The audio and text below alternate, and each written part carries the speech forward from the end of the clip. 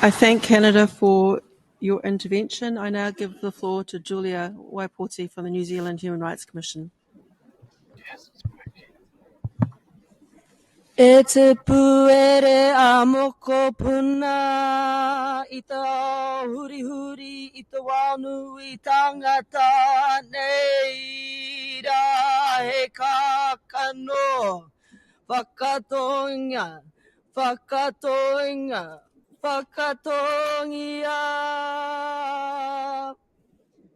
E ngā matariki, ngā manukura, ngā whakamarumari hui huia, tēnā tātou katoa.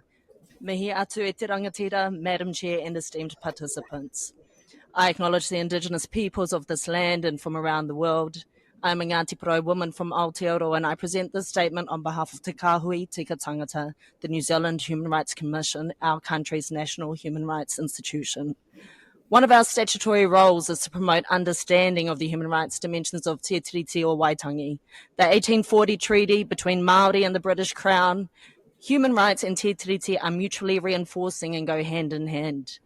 New Zealand is often held up as a world leader in recognising Indigenous rights. However, the reality is that in the absence of constitutional protection, Māori rights are extremely vulnerable.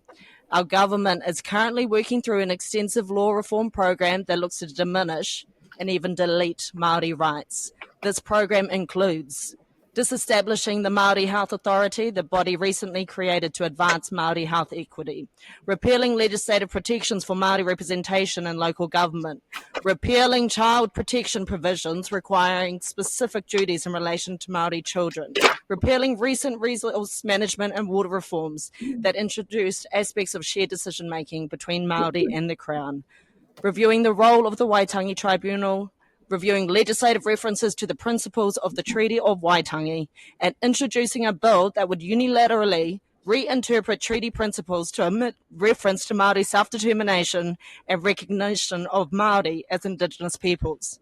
We are concerned that this winding back of rights in Aotearoa will have long-lasting effects and will further widen the inequalities that Māori experience. These concerns have been expressed directly to government by several groups and not been appropriately responded to and even ignored. As the expert mechanism study highlights, numerous countries are taking positive steps to advance the declaration. We are concerned that meanwhile New Zealand is going backwards and risks falling further behind the rest of the world in relation to the rights of Indigenous peoples.